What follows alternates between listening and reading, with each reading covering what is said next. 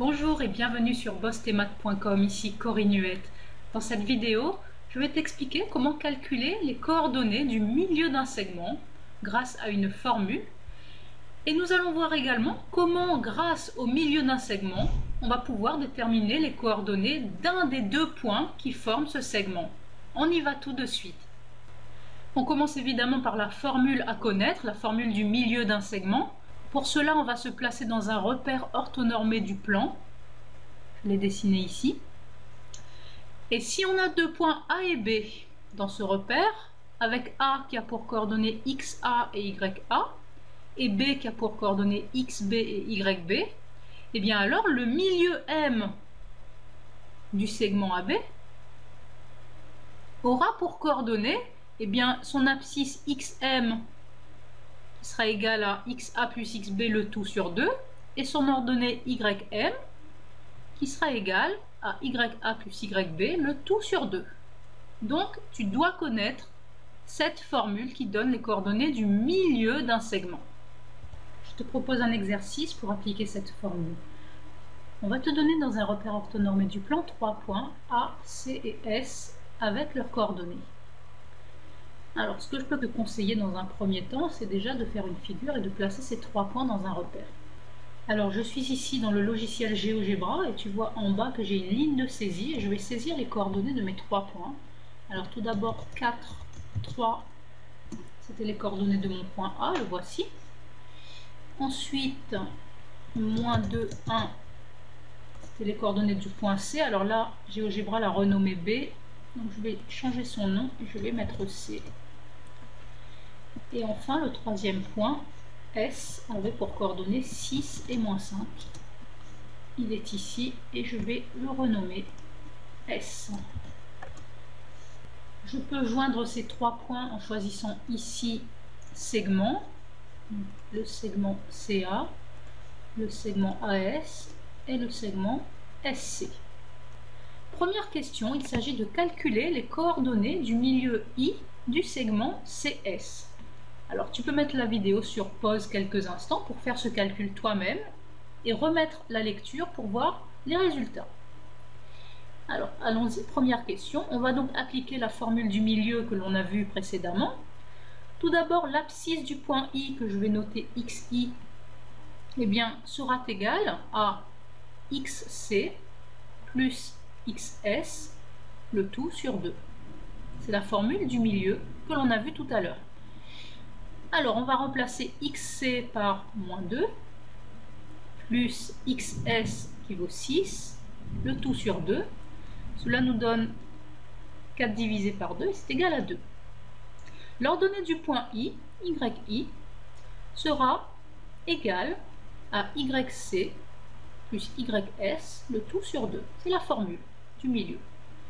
On remplace YC vaut 1, plus YS qui vaut moins 5,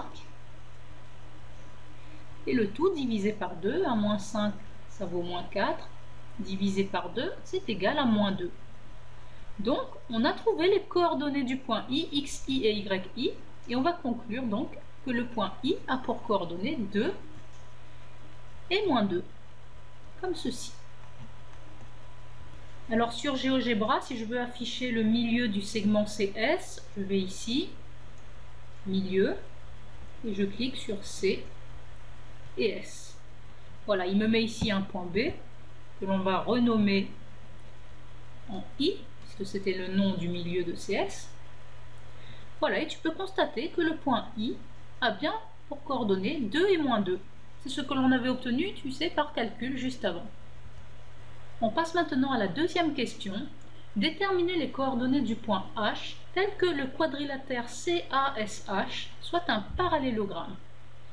Alors, pour comprendre de quoi il s'agit, j'ai refait ici une petite figure avec les points CAS qui sont les points de départ, I le milieu de CS, et on souhaiterait que CASH soit un parallélogramme. Alors, quand est-ce que le quadrilatère CASH est un parallélogramme?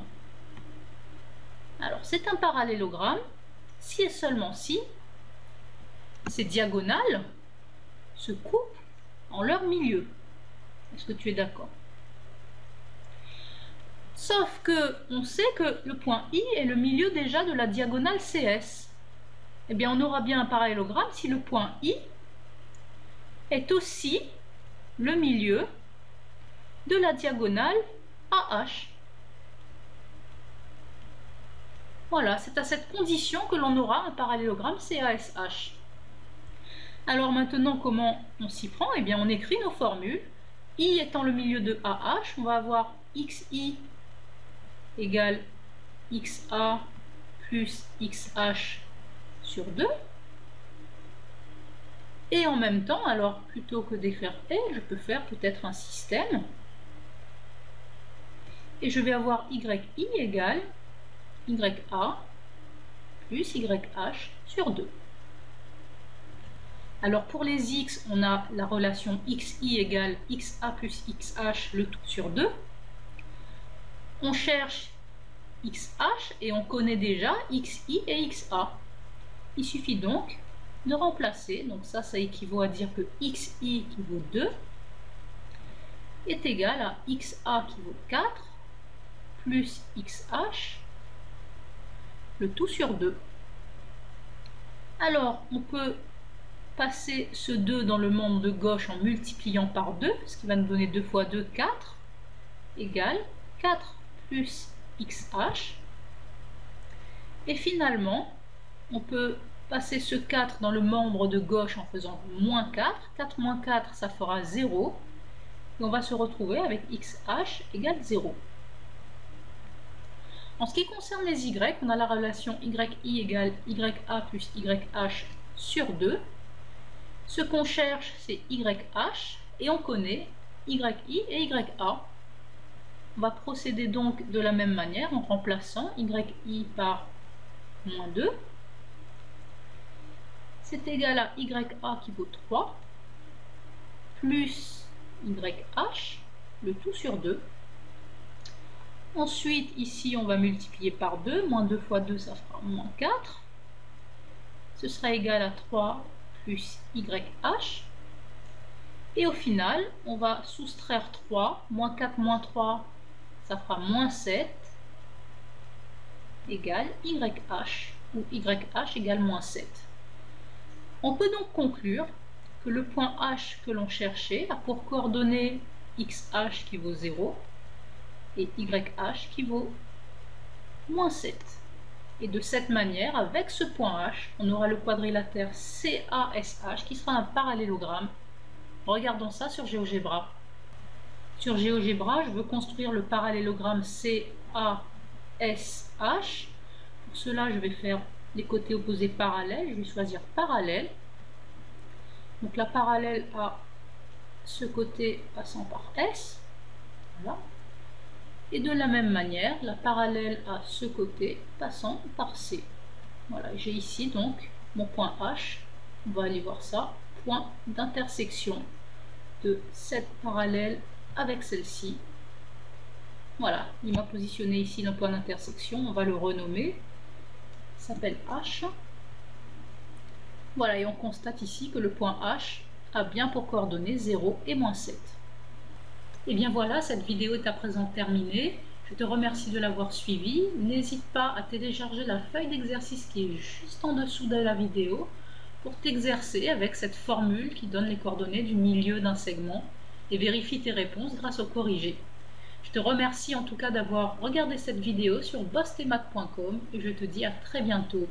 Au revoir.